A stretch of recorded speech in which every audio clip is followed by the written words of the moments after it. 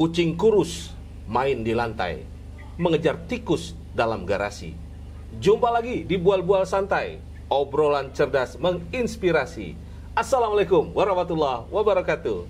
Sahabat TNN, senang sekali bisa ketemu lagi di program Bual-Bual Santai di TNN Channel. Dan kali ini kita akan berbincang-bincang dengan seorang tokoh, seorang ketua organisasi. Dan ini bukan sembarang organisasi, tapi sebuah organisasi keagamaan, yaitu Persis, Persatuan Islam. Nah, ini sebenarnya juga teman lama, sudah lama nggak ketemu, kontak-kontak, wah akhirnya bisa diajak ngobrol-ngobrol. Kita sapa dulu Bang Koko Iskandar. Ya, Mas Saud. Apa kabar Bang Koko? Alhamdulillah, baik. Lama nggak ketemu ya? Lama nggak ketemu, tapi kelihatan masih segar nih kelihatannya. Ya. Alhamdulillah. Nah, kita lagi ngobrol-ngobrol di Peronema Cafe. Nah, ini adalah tempat ngopi biasa kita nongkrong-nongkrong ya. Di pagi hari ini kita ingin mengupas tentang aktivitas Persis.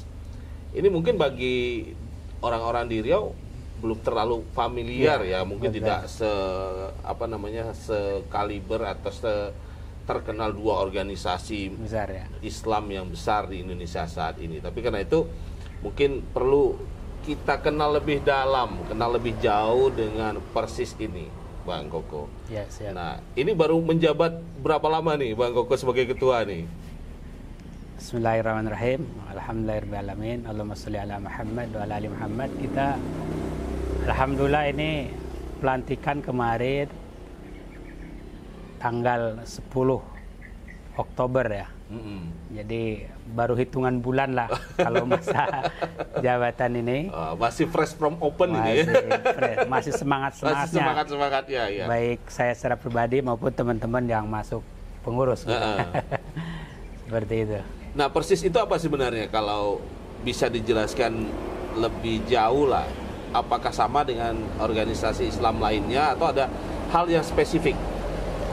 Persis itu kan Persatuan Islam dan termasuk dia ormas yang dia didirikan sebelum kemerdekaan, tepatnya 23 September 1929. Jadi ini sudah ke 101 tahun. Udah lebih 1 abad nih teman-teman.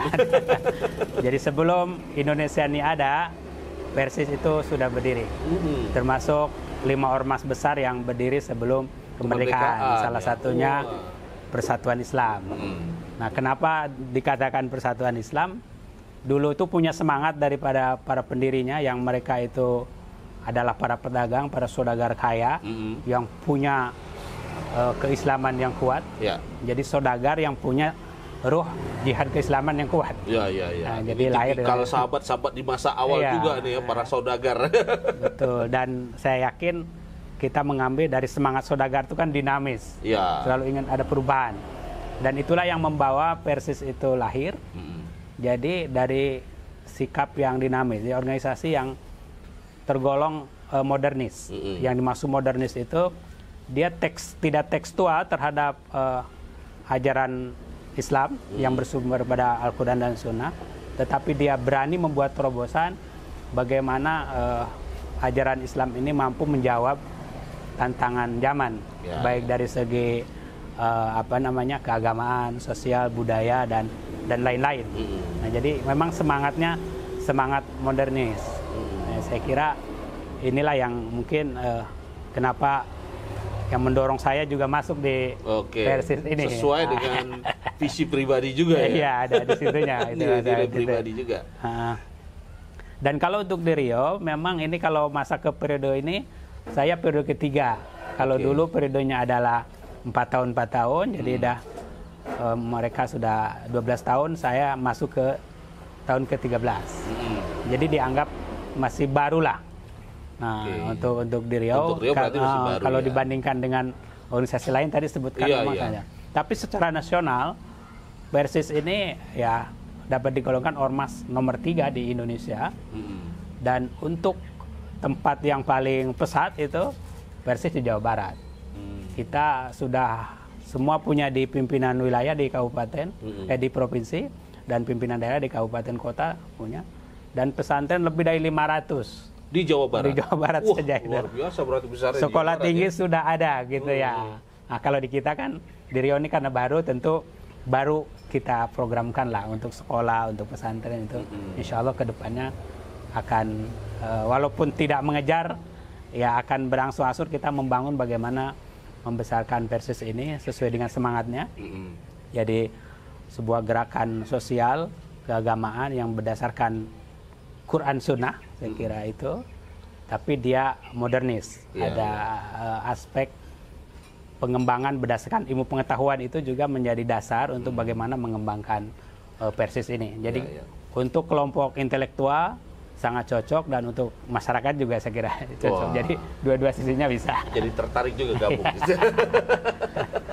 Itu secara umum seperti itu. Ya. Kalau di Riau kabupaten kota sudah ada berdiri nih. Kita baru yang ini baru Pekanbaru, Kampar dan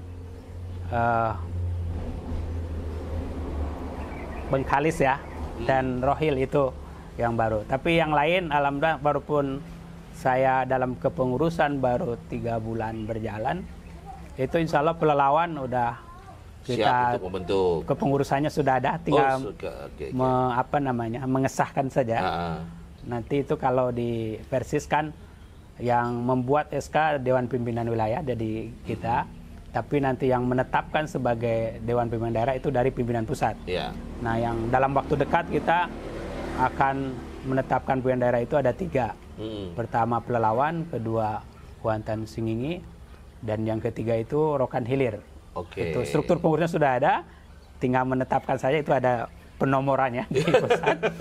SK-nya dari kita sudah kita terbitkan. Jadi belum ya, Inhil belum ya? Inhil sudah. Oh, Inhil sudah termasuk yang awal ya? Nah, yang awal ya. Sama dengan Pekanbaru, Kampar itu 3. Berarti Inhu yang belum ya? Inhu belum, ya. Kuansing ini baru dibentuk kan. Rokan Hulu? Rokan Hulu juga belum. Nah, gitu. Mudah-mudahan di masa Bang Koko ini komplit ya. Ya, mudah-mudahan 12 kabupaten kota ini target kita dalam masa 5 tahun ini kita terbentuklah pimpinan daerah itu. Karena itu sebagai energi untuk bagaimana organisasi itu bisa bergerak. Nah, jadi nggak mungkin dari provinsi menjangkau semuanya. Harus ada jaringan di kabupaten kota. Betul. Ya kan? Gitu. Kalau itu ada kan program dakwahnya insya Allah dapat berjalan dengan lancar, saya kira ya. Nah, jadi prioritas Persis sampai saat ini mungkin kalau merujuk ke Jawa Barat itu besarnya di pendidikan ya. Ya. Nah, kalau selain di Jawa Barat yang sudah ada perguruan tinggi itu kira-kira informasinya di mana aja? Ya, perguruan tinggi itu memang yang menyebarnya banyak di Jawa Barat seperti Garut, Tasik, Bandung kan. Di Jakarta juga sudah ada STIFI, namanya Sekolah Tinggi Ilmu Agama Islam ya, Persis. Dan selain Jawa Barat sebetulnya itu kalau ukuran mungkin tidak sebut provinsinya lah, tapi kotanya itu Surabaya. Karena di Persis ini kan punya ikon pesantren. Itu Jawa Barat dengan pajagalannya dan lain-lain, dan di Jawa Timur di Surabaya ada namanya Bangil. Sehingga dulu pernah dalam sejarah disebutkan Persis mana, Persis Bandung atau Persis Bangil katanya. Oh, ini dua daerah yang sangat ini kuat. Karena memang basic untuk mengembangkan ilmu keagamaan dalam hal ini basic pesantren. Dua tempat itulah ya, Bangil dan Bandung. Itu menjadi ada tradisi keilmuan yang memang unik di Persis, dan mungkin ini juga banyak yang tidak tahu. Kalau mau merujuk tentang kitab-kitab tekstual lama ya, itu adanya di Persis, dan Persis itu sudah menjadi mitra dari Badan Perpustakaan Nasional sebagai rujukan kitab-kitab klasik. Nah, jadi di Persis itu terawat dengan baik, dan tradisi membudayakan, membaca, mendalami keilmuan tentang kitab klasik itu adanya di Persis. Dan saya kira ini belum banyak orang tahu gitu kan. Walaupun ada di yang lain itu ada NU, ada Muhammadiyah, tapi harus diakui, dan saya pun baru tahu memang Persis merawat itu, merawat teks klasik. Itu kitab klasik dengan kitab kuning itu sama atau beda kalau istilah? Ada yang bilang kitab kuning gitu ya. Ya. Sebetulnya itu tuh sama, beda istilah saja. Beda istilah saja. Cuma kadang kalau kitab kuning mungkin lebih merujuk pada suatu mazhab tertentu gitu kan. Tapi kalau kitab klasik itu memuat seluruhnya. Oke. Apakah mazhab Hambali, Hanafi, Syafi'i dan juga Maliki. Imam Malik gitu kan. Gitu saya kira lebih ke sana. Oke. Nah, di kepengurusan Bang Koko lah sekarang, kira-kira bisa di-share juga ke teman-teman nih. Apa yang jadi program utama yang akan digagas? Apakah memang akan mewujudkan tadi ada perguruan tinggi, ada lembaga pendidikan seperti itu, atau lebih fokus ke ekonomi nih jangan-jangan nih?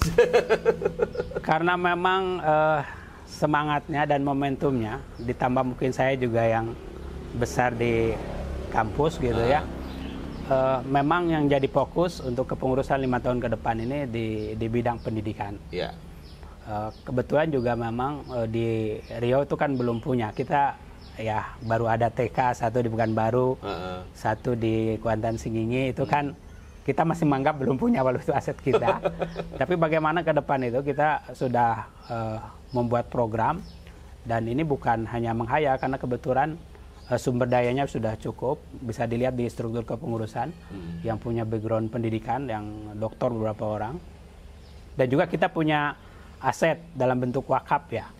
Maka kemarin di waktu rapat kerja, dan ini disampaikan juga di rapat kerja nasional, di Pekanbaru kita akan membangun SMP dalam tahun ini minimal DED-nya lah kita selesaikan. Kalau dari pusat minta ya proposal fisiknya pun harus segera tahun ini harus dibangun. Itu di tempat kita di Jalan Sidomoro itu, karena kebetulan ada wakaf situ 1.500. Itu satu SMP ya.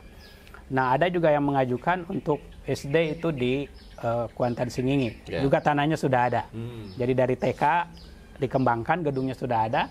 Kita akan bangun sekolah dasar di situ.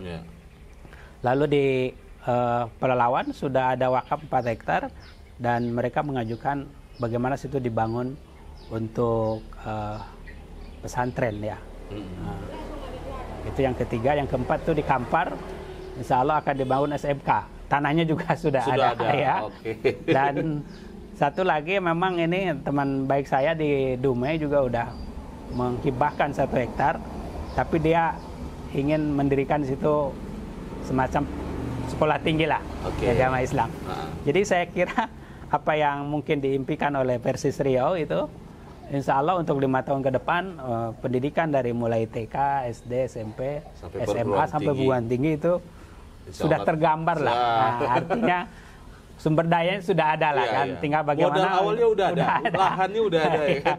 Tinggal membangun fisiknya ya, sama sarana prasarana lain dan SDM-nya barangkali. Betul, untuk itu bagaimana saya kira ini kepada para pengurus, bagaimana punya semangat baik di provinsi maupun di daerah nanti untuk bagaimana program ini itu kita keroyok rame-rame. Tapi nggak kalah penting saya kira ini, biar karena melalui ini masyarakat bisa dengar, bisa tahu apa itu Persis dan termasuk program-programnya. Kita membuka kesempatan selebar-lebarnya bagi yang mau berwakaf, berinfak, berinvestasi di pendidikan. Ayo kita sama-sama. Dan saya kira ini momentum yang sangat luar biasa bagi Ormas, bukan hanya Persis, dalam mengembangkan pendidikan. Karena program Presiden kita sekaligus Kementerian Pendidikan Dasar Menengah itu sekarang akan ada perlakuan yang sama dari kementerian terhadap pendidikan pada semua tingkatan, negeri maupun swasta. Mereka akan dibantu, didorong untuk membangun pendidikan itu, terutama di bidang sumber daya manusia dan juga pembangunan fisik gedung itu akan dibantu, baik negeri ataupun swasta, keagamaan maupun umum. Nah, saya kira ini kan jarang ada pemerintah yang seperti ini semangatnya. Kalau dulu kan hanya negeri saja diutamakan, swasta itu ya mandiri saja. Nah, saya kira ini kesempatan besar bagi Ormas, khususnya Persis.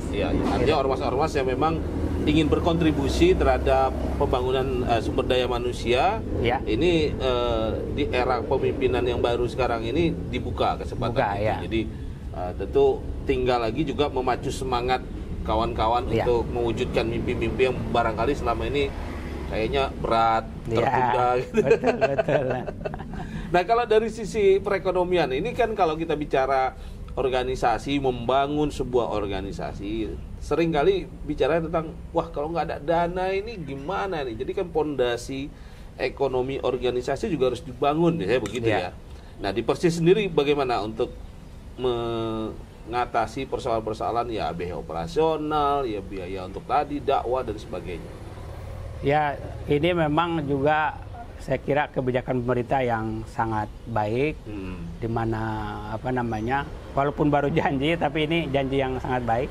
Ormas diberikan kesempatan itu kan untuk bagaimana berpartisipasi dalam masalah pengelolaan tambang segala macam. Maka berbagai ormas termasuk Persis itu sudah ada dari strukturnya ya, dari pimpinan pusat sampai ke daerah itu ada namanya BUMJ, Badan Usaha Milik Jamiah gitu kan, yang dimiliki oleh ormas.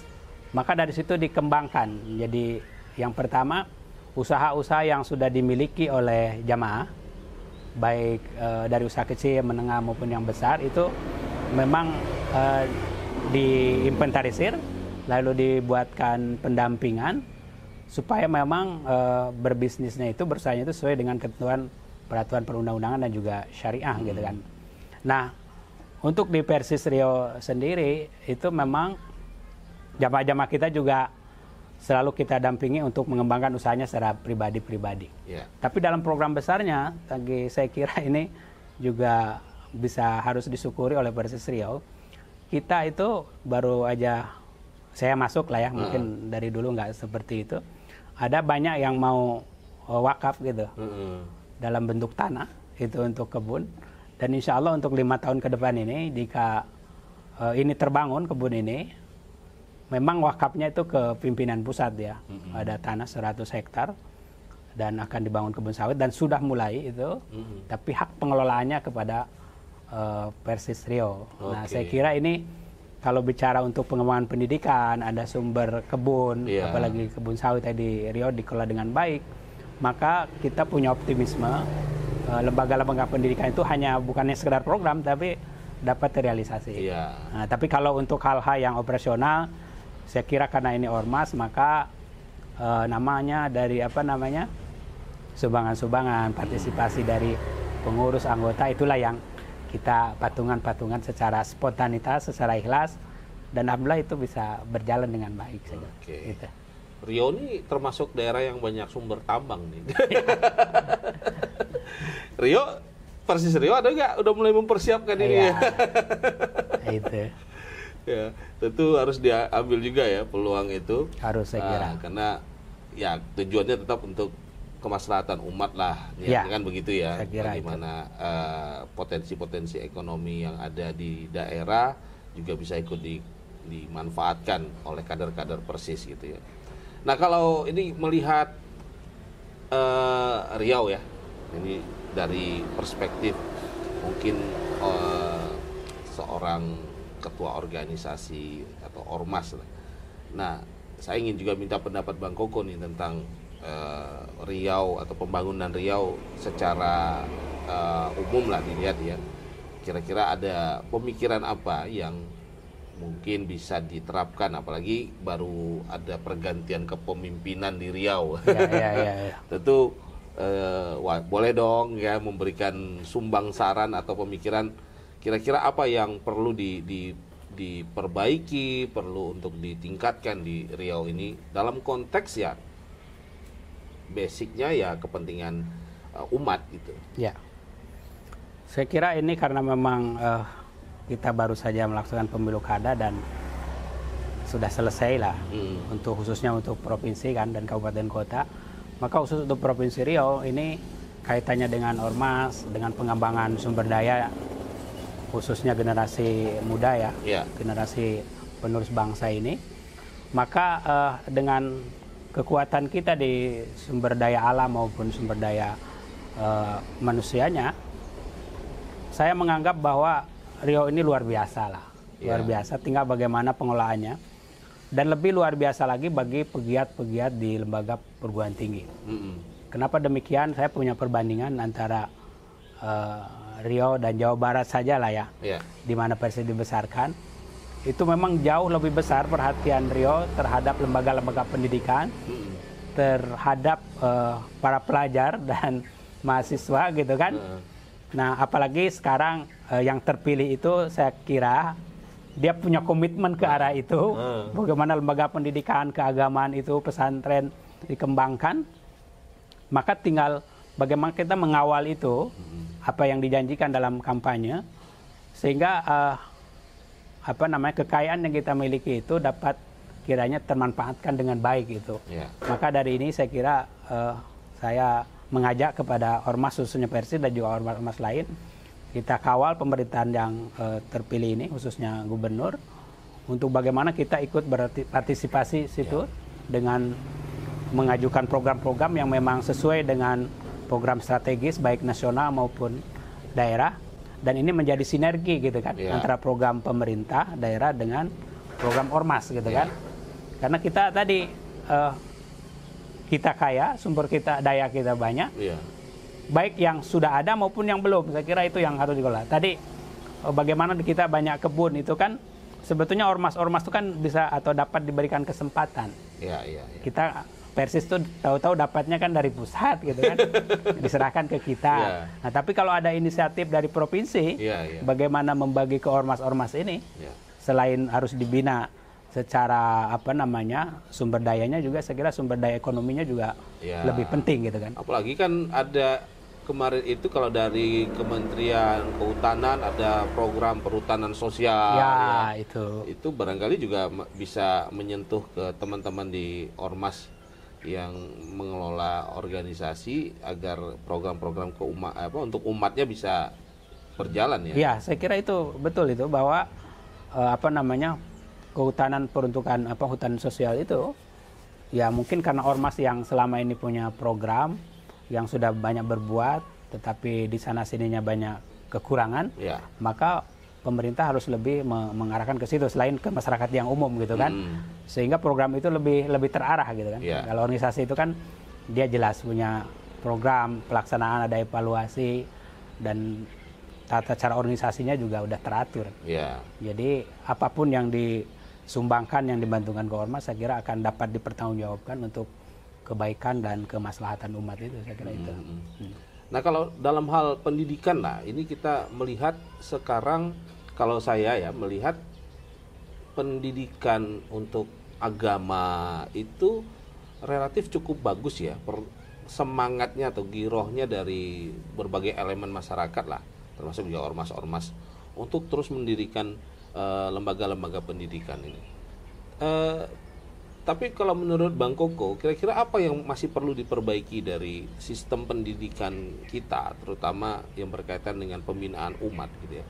Paling tidak kalau kita melihat bahwa secara nasional, kayaknya kita umat Islam itu masih belum begitu kuat menguasai elemen-elemen penting ya. Apakah itu ekonomi, teknologi dan sebagainya. Ini apa yang kira-kira menurut Bang Koko lah perlu kita berikan evaluasi atau masukan gitu untuk lembaga-lembaga yang mengelola dunia pendidikan itu. Ya mungkin ini juga terurus buat ormas, walaupun udah ada sebagian ormas ya. Otokritik terhadap Persis juga saya udah bicarakan di dalam bahwa memang Persis lahir itu sebagai punya semangat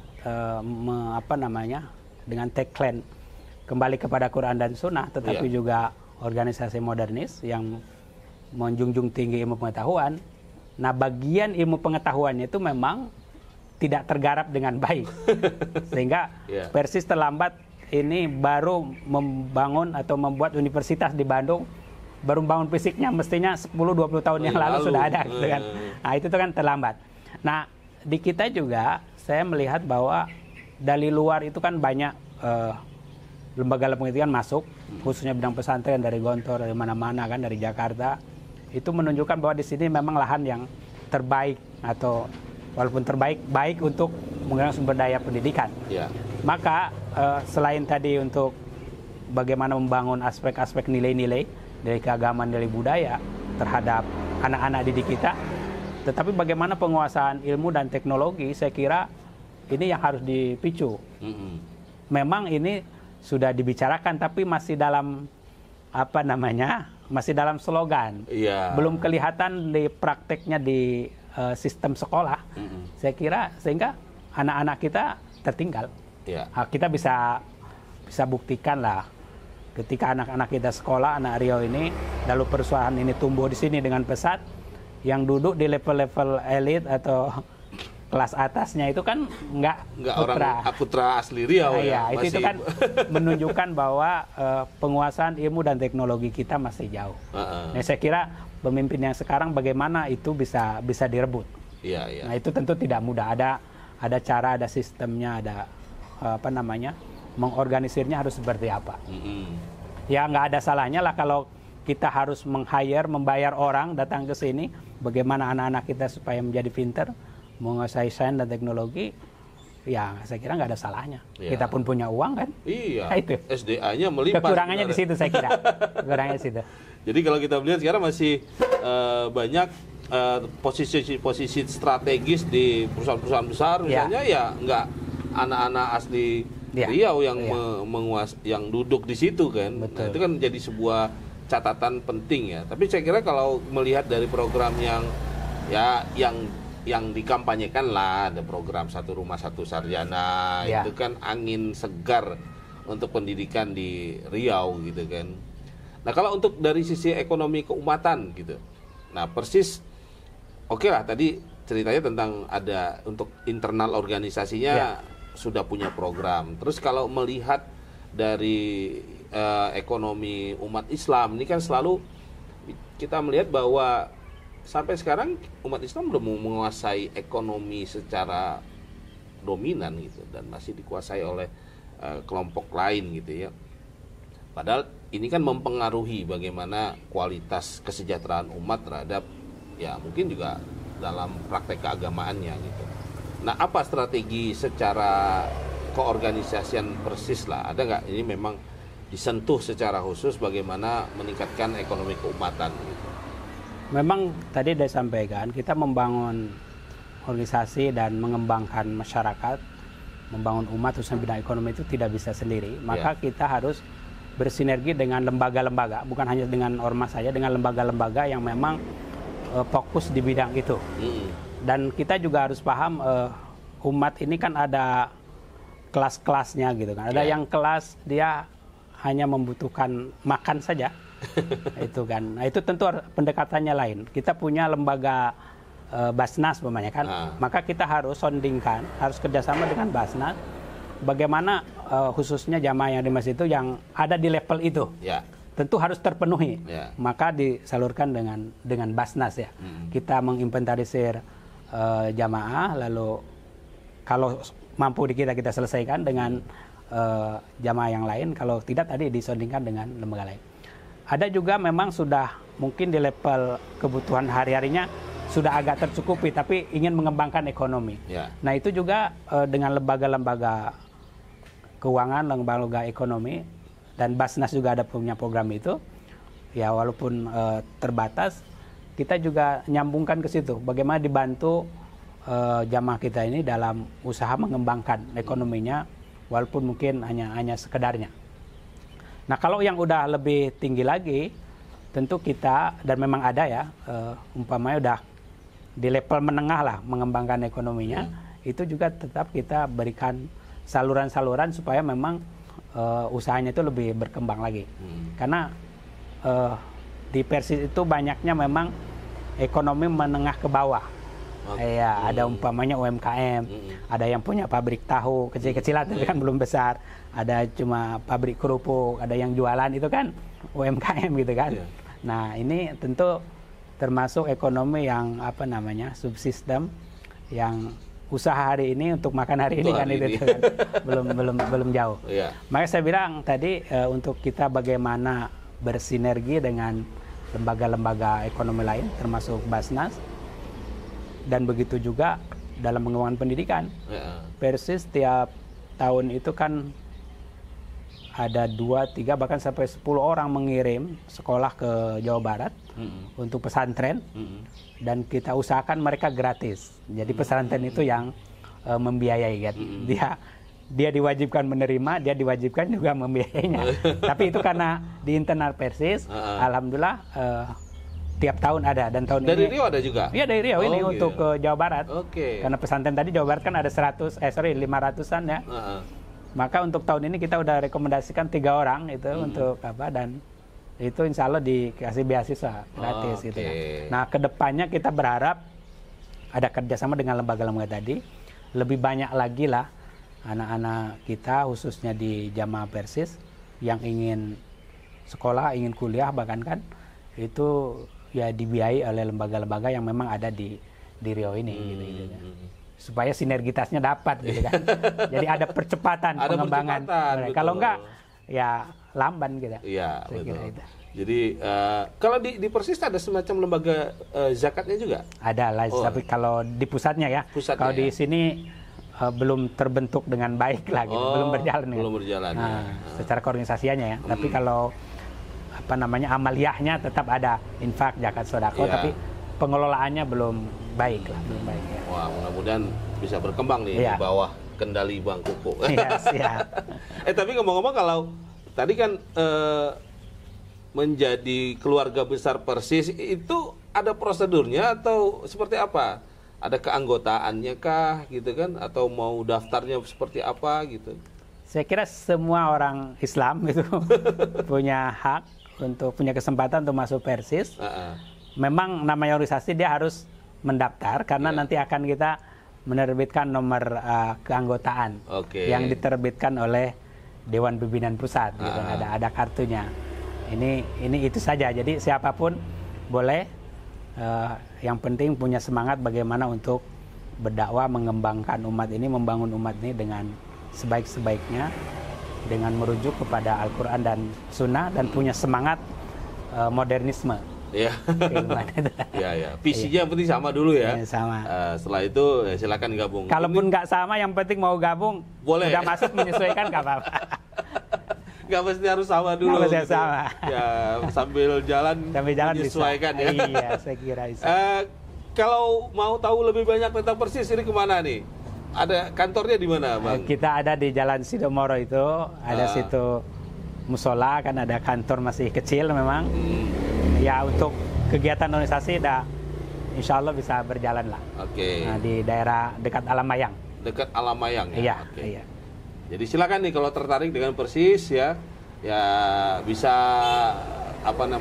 cari info lebih banyak, kemudian ya bisa gabung ke Persis karena tadi sudah dijelaskan sama Bang Koko ada banyak program-program yang ya sangat memberikan nilai tambah lah ya, baik itu pendidikan ya. Jadi mungkin tadi mana tahu ingin juga anak saya pengen ya, kalau ada masyarakat yang di Riau ini mau sekolah pesantren di Jawa Barat ya, kita bisa rekomendasikan dan insya Allah gratis.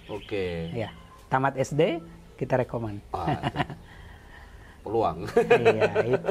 Ya, mana tahu kan memang anak saya ini pengennya pesantren ya. Bingung di Riau, bingung ya kan. Apalagi biaya ya, itu bisa mudah-mudahan ada rezeki peluang bisa direkomendasikan oleh teman-teman di Persis nih untuk melanjutkan pendidikan ya.